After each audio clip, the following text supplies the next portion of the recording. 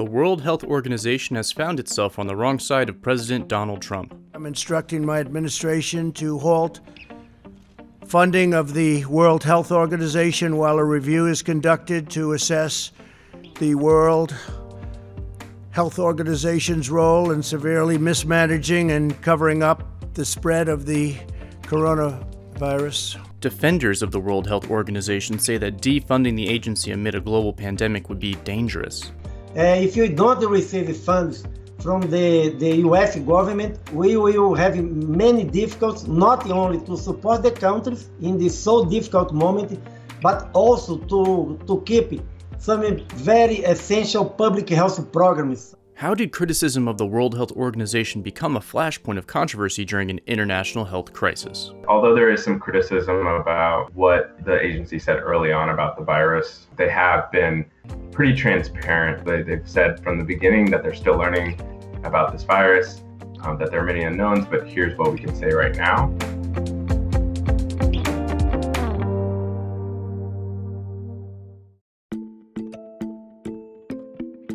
The World Health Organization was founded in 1948 as an agency of the United Nations.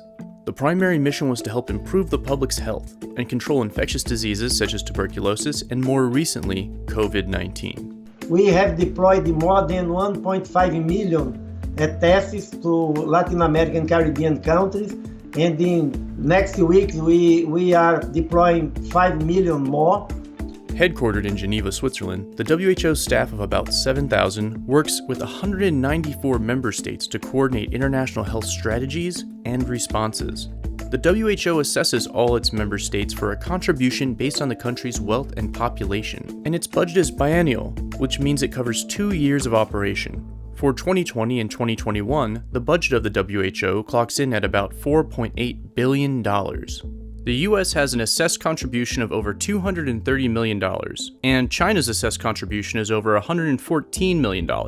Grenada, a small island nation in the Caribbean, for example, is expected to contribute around $9,570. Around 75% of the WHO budget comes from voluntary contributions, which are usually earmarked for specific programs. The highest voluntary contributor in the 2018 and 2019 budget was by far the US, with $656 million, followed by the Bill and Melinda Gates Foundation with $531 million, and the UK with $392 million. This money goes towards programs like the Global Polio Eradication Initiative, and as recent events have shown, pandemic response efforts.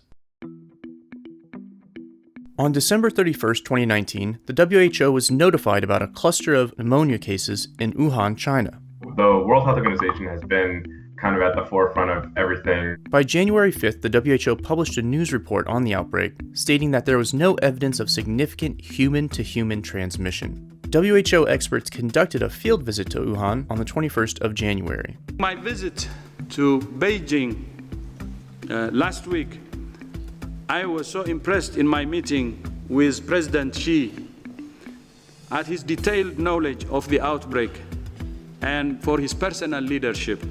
Shortly after that, WHO officials issued a statement announcing evidence of human-to-human transmission.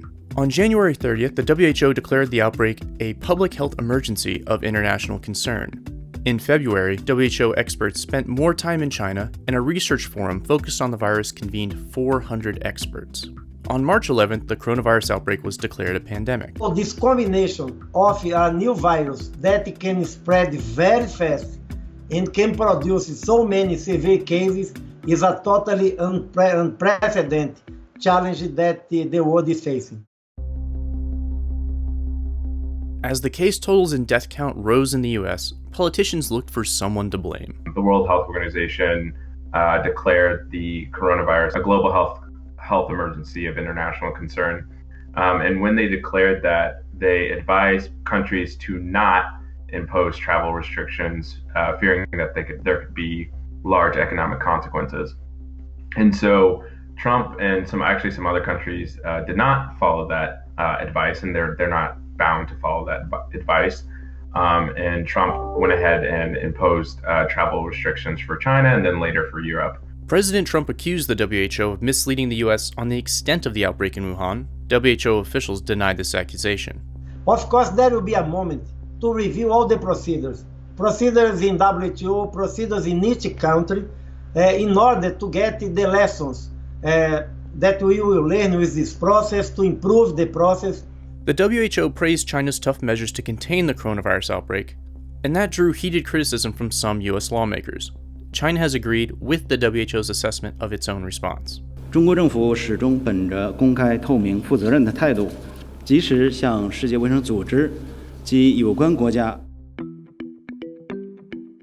As the US threatened to withhold funding to the WHO, citing failures to prevent the COVID-19 outbreak, China has pledged $30 million more to fund the organization. Meanwhile, the WHO continues to work towards preventing COVID-19 from ravaging countries with less developed healthcare systems. However, those in the US who want the US to pull away from international institutions could use this crisis as an excuse to minimize US cooperation with the WHO. And that could allow other countries, such as China, an opening to gain outsized influence over the direction and mission of the WHO. We'll definitely see in the next few months if the impact of funding comes into play.